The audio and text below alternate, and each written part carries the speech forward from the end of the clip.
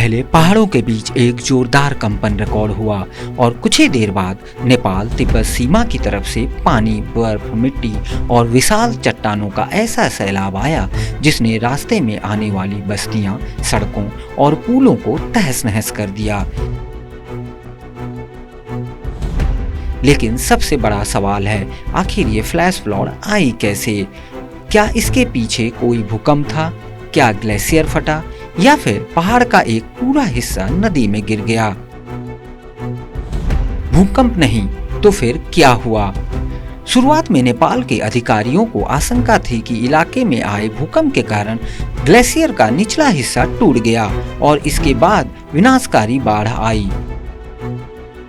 दरअसल घटना के आसपास एक सेस्मिक सिग्नल यानी धरती में कंपन रिकॉर्ड किया गया था, लेकिन बाद में यूएस जियोलॉजिकल सर्वे यानी यूएसजीएस ने अपनी शुरुआती जांच को अपडेट किया।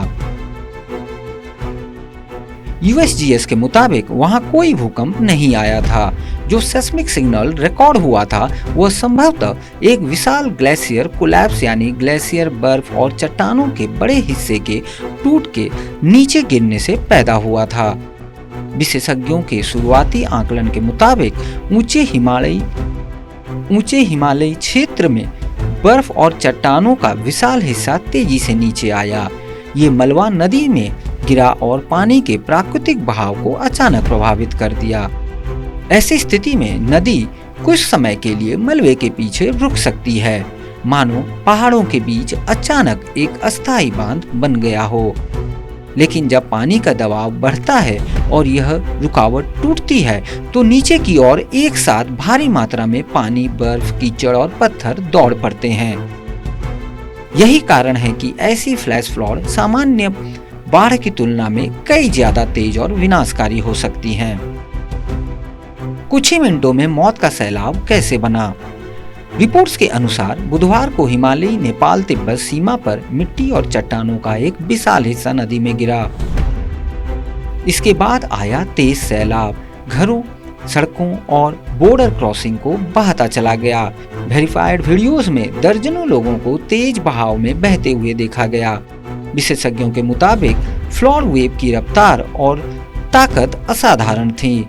एक स्थान पर त्रिशूली नदी का जलस्तर करीब आधे घंटे में 9 मीटर तक बढ़ने की बात सामने आई है, यानी लोगों को संभलने या सुरक्षित जगह पहुंचने के लिए बेहद कम समय मिला।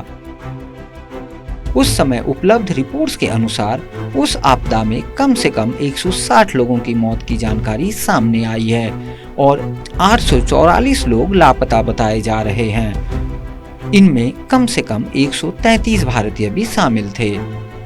नेपाल पुलिस ने उस समय तक 157 शव बरामद किए थे, जबकि तिब्बत की ओर 3 लोगों की मौत की सूचना थी। अंधेरा होने के बाद भी सर्च और रेस्क्यू ऑपरेशन जारी रहा। लेकिन इस पूरी आपदा ने एक और गंभीर सवाल खड़ा कर दिया है।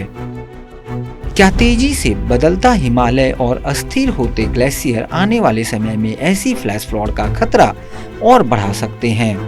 वैज्ञानिक लंबे समय से चेतावनी देते रहे हैं कि वार्मिंग हिमालय में ग्लेशियर तेजी से बदल रहे हैं। हालांकि इस घटना में क्लाइमेट चेंज की सटीक भूमिका तय करने के लिए विस्तृत वैज्ञानिक अध्ययन की जरूरत होगी। फिलहाल सबसे बड़ा सवाल यही है, हिमालय के ऊंचे पहाड़ों में आखिर क्या हुआ कि कुछ ही मिनटों में पानी, बर्फ, पत्थर और मिट्टी का सैलाब सैकड़ों जिंदगी को अपने साथ बहा ले गया।